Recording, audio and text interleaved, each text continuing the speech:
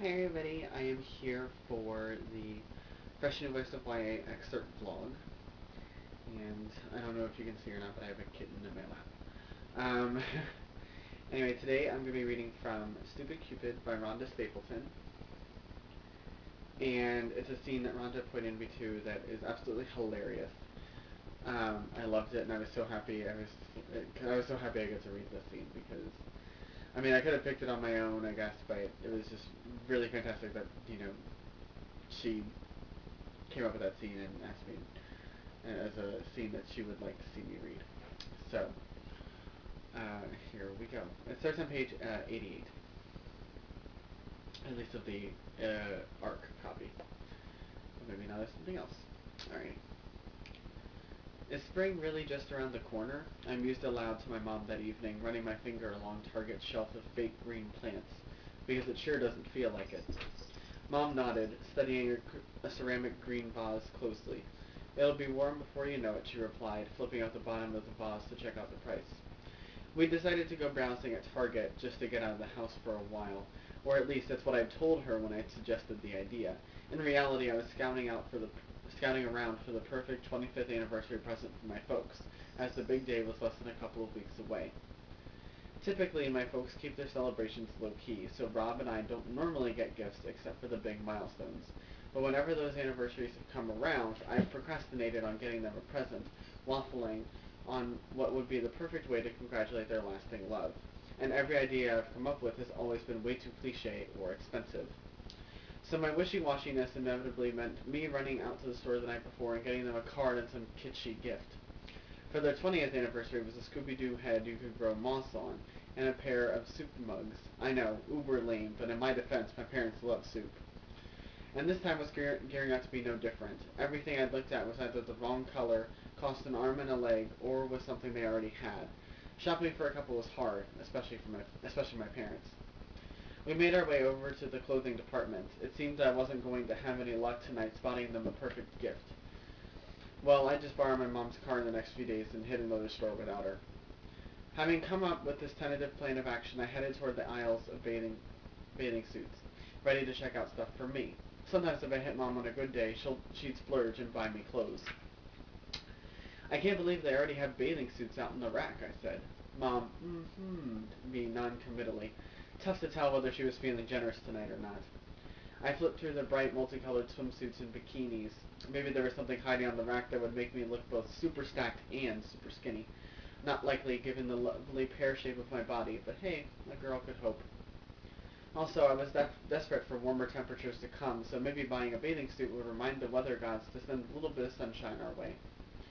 My mom wrinkled her nose in disdain as she took in the teeny-tiny swimsuits in the juniors section. With the tips of her fingers, she picked one up, her eyebrows shooting clean up into her hairline. This one's nothing more than hot pink dental floss, she gasped, shaking her head. Felicity, I don't want you wearing these. Can't you get a nice one piece that will fully cover your buttocks? Mom, I groaned, wishing she'd keep her voice a little quieter. She was such a prude. Besides, nobody says buttocks other than our health class teacher. I'm not going to wear one that shows everything, okay? I said, trying hard to keep the whine out of my voice. I just want to look nice. Mom walked over to a rack in the women's section, which was right beside the juniors, thoughtfully studying the wares. Look, this one is a lovely cover-up wrap, she cooed, holding up a bathing suit that had to have come straight from the 1920s, complete with thickly knit fabric and horizontal blue and white stripes. And this one has shorts. Great, just what I needed, to look like a grandmother. I mean, no offense to my grandma, who's the coolest woman I know, but I'm not in my 70s, for crap's sake. I grabbed an adorable red two-piece suit, then took off down the aisle. Going to the dressing room, okay? I threw out over my shoulder. After pulling shut the changing room door, I stripped to my bra and panties as fast as I could, then slipped on the two-piece. Surprisingly, the boy-cut bottoms fit nicely. I checked it out in the mirror, trying to ignore the panty lumps under the fabric. The halter top, however, was too big. I'd inadvertently grabbed a size C cup. Damn my non-C cup chest. Maybe Mom could bring me the next smaller size.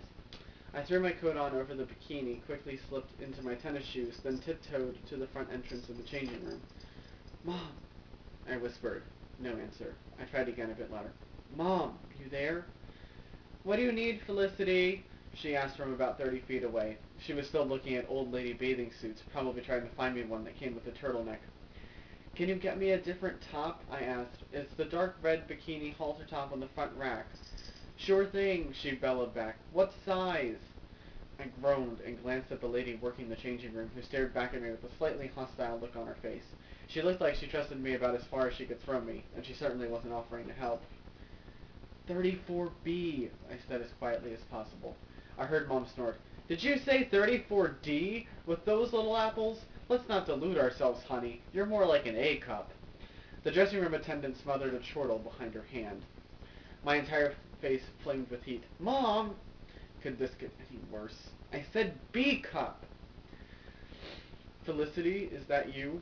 A devastatingly familiar voice said from the guy's department, which was located just to the right of the women's changing rooms. As if in a horror flick, I turned slowly, the blood draining from my face. Yep, my worst nightmare come to life. Derek, the boy of my dreams, the hottie who had captured my heart, the guy I had been trying desperately to make notice me all year long, had just heard me announce my chest size, and probably my mom's little apples comment, too. I waited for my life to end. No such luck. Derek placed the black pinstriped dress shirt he'd been looking at back on the rack, then came over to me in a slow, sexy saunter. At that moment, I became acutely aware of the unfortunate fact that I was dressed in nothing more than a loose-fitting halter top, a lumpy bikini bottom, my coat, and a pair of sneakers. Très sexy. I smoothed a hand over my hair and tried to look relaxed, like I always hung out in bikinis and winter coats and knew I looked fabulous. Oh, Derek, I didn't know you shopped. He chuckled, raising an eyebrow at my words. I mean, I didn't know you shopped here. At Target, I mean. I stumbled, wanting to kick myself for sounding so stupid. Time to cram my tennis shoe in my mouth. Do you come here often? Someone stop me from talking. Honey, I found the perfect... My mom stopped dead in her tracks, staring at Derek in blatantly open interest. Oh no, here it comes. The Target Inquisition. Hello, my mom said to Derek in a deceptively gentle voice. With one hand aimed at me, she thrust into my arms the smaller red halter bikini top, plus a wretched one-piece covered in hot pink paisley, then stuck out the other hand toward him. Are you one of Felicity's friends? She asked, her beady eyes taking in my embarrassed look. I'm her mom. Nice to meet you. Derek, bless his heart, just smiled wider and shook her hand heartily. I'm Derek. I go to Greenville High, too. Okay, time to end this introduction before I was forced to pray for a fiery meteor to hit the store. Well, I interjected, I'm trying on bathing suits, so I'd better get back to it. It was nice seeing you, Derek. I pasted on my fake, huge, bright smile. He smirked, then nodded. See ya, Felicity. With that, he strolled off toward the electronics department. I tried not to watch him walk away, knowing my mom would totally harass me for staring at his cute butt. Instead, I turned back into the dressing room, stripped off the bikini, and threw on my regular clothes, too depressed to even try on the smaller top. How was I ever going to face him again after the way that went down? And why do these things always happen to me? I'd spent so long practically worshipping at Derek's feet, wishing I could snag his attention. Well, this was not the way I'd wanted to accomplish that goal. So there you have it. Fun little excerpt. I hope you guys enjoyed it. And I think, if I'm correct in remembering how I'm putting this all together, I think this is toward the end of the week. So tomorrow there will be a review of The Dark Divine by Brie Despain. And I hope I pronounced her last name right. And please check out all the other Fresh New Voice of YA posts that were posted earlier this week, and comment on them, and all of that fun stuff. So, hopefully I'll see you guys for In My Mailbox this week, and that's it.